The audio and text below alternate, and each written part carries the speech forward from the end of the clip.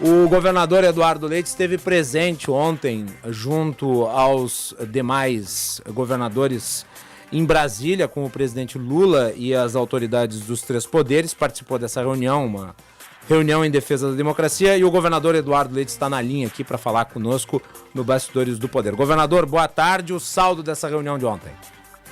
Boa tarde, Macalossi. Boa tarde a todos os amigos que nos acompanham. Olha, em primeiro lugar, uma reunião de solidariedade interinstitucional, interfederativa, né? Eu costumo destacar, a gente refere muitas vezes ao nível federal como a União. E a União é a soma das partes. As partes são os estados. Os estados se mobilizaram para estarem em Brasília ontem, emergencialmente, todos os estados representados, mostrando que estão mobilizados para coibir agressões às instituições, à nossa democracia, que estamos ao lado dos poderes trabalhando para o fortalecimento da nossa democracia. Então, antes de mais nada, essa é a posição dos estados lá nesta reunião. E, claro, muitos estados estão disponibilizando, como é o caso do Rio Grande do Sul, efetivo policial, inclusive, para dar colaboração com a segurança do Distrito Federal nesse momento crítico em que há um governador afastado e a intervenção na segurança pública. De outro lado, aqui no Rio Grande do Sul, eu promovi hoje pela manhã uma reunião do nosso gabinete de crise, também dialogando com as diversas instituições e outros órgãos ligados à segurança pública para atuarmos de forma coordenada na manutenção da normalidade aqui no Estado.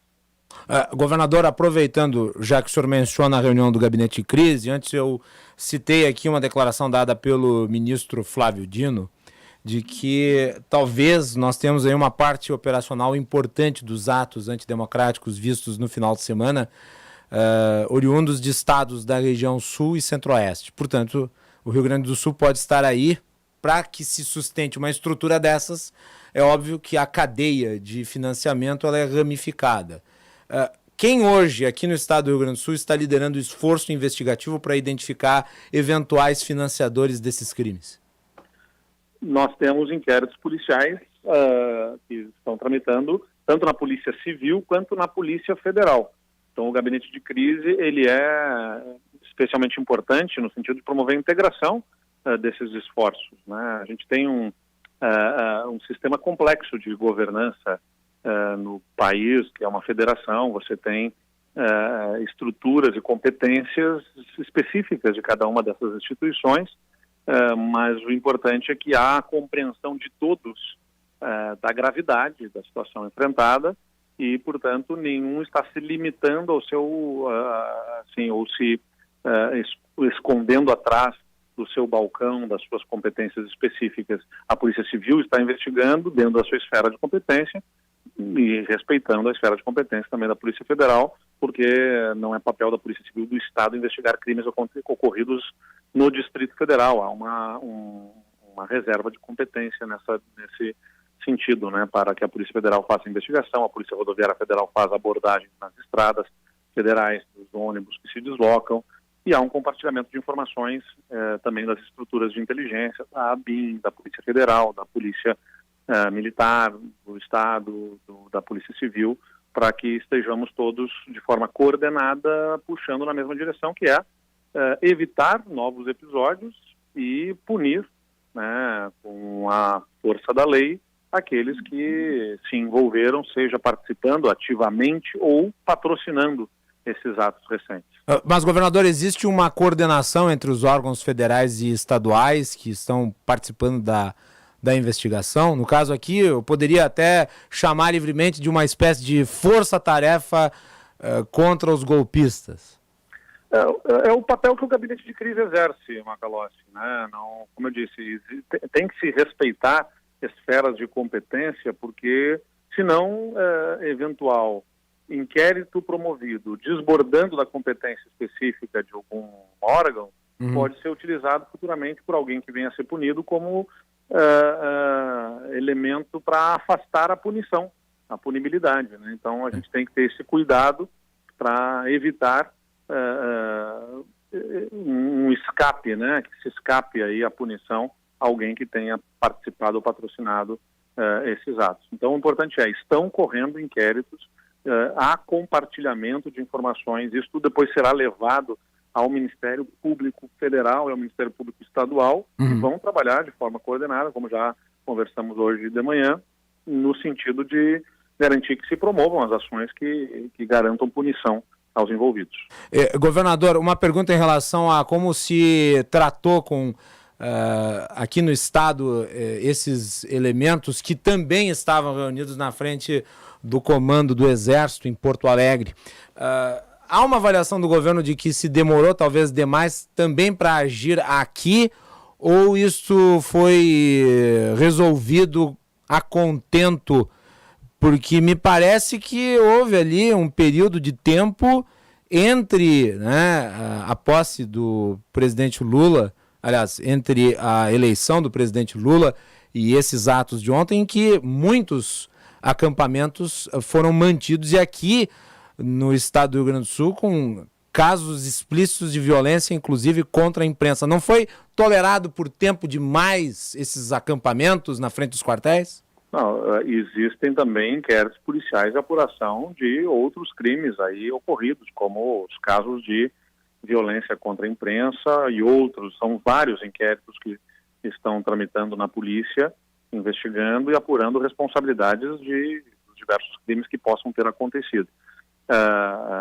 Agora, a estratégia utilizada aqui no Rio Grande do Sul, acho que é importante dizer, não houve fechamento da refinaria, não houve. Rapidamente, o Rio Grande do Sul foi um dos estados que mais rapidamente liberou estradas no ano passado ainda, sob a liderança do governador Ranolfo, na coordenação desse gabinete de crise. Então, as ações têm sido feitas na proporcionalidade, com a firmeza que deve ser tomada a decisão e o enfrentamento dos casos, mas há uma zona, né, que é sensível, vamos dizer assim, entre a manifestação, né, e a prática de um crime. A atuação do governo cerceando manifestações não pode abrir precedentes de ser o governo quem lidera um enfrentamento ao que é próprio da democracia, né, que é a liberdade de manifestação.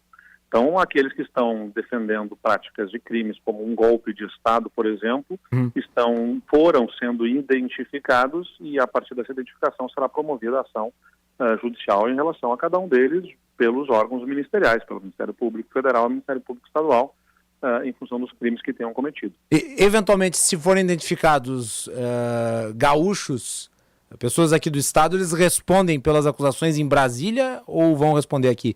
A acusação parte do Ministério Público Federal, é isso? A ação deve ser do Ministério Público Federal, é a compreensão que se tem. Mas, como eu disse, né, ninguém está jogando a competência de um para o outro, simplesmente. Isso tem que ser feito análise de forma coordenada para garantir que haja a punição ao sentimento e à percepção de todos, que tem que se garantir a punição exemplar àqueles que participaram no formato que tenha sido a participação, seja ativamente, presencialmente, colaborando de outra forma, financiando esses atos criminosos. Governador, eu tenho mais duas perguntas para fazer. Eu sei que o tempo é exíguo, a sua agenda é cheia. A minha penúltima pergunta é a seguinte: sobre as movimentações desses grupos e o setor de inteligência do Estado. Hoje, qual que é a condição geral aqui no Rio Grande do Sul? E está sendo feito um monitoramento permanente em relação a tentativas como essa de fechamento da entrada da Alberto Pasqualini, de outras usinas, enfim, ações que podem levar a desabastecimento, até falta de energia? Neste momento, a última informação que eu tenho é de não haver manifestações, aglomerações, nem em frente ao Comando Militar do Sul, nem em frente à refinaria Alberto Pasqualini, ou em outros cerca de 15 pontos que tinham sido mapeados ao longo do final de semana. Não há essas movimentações.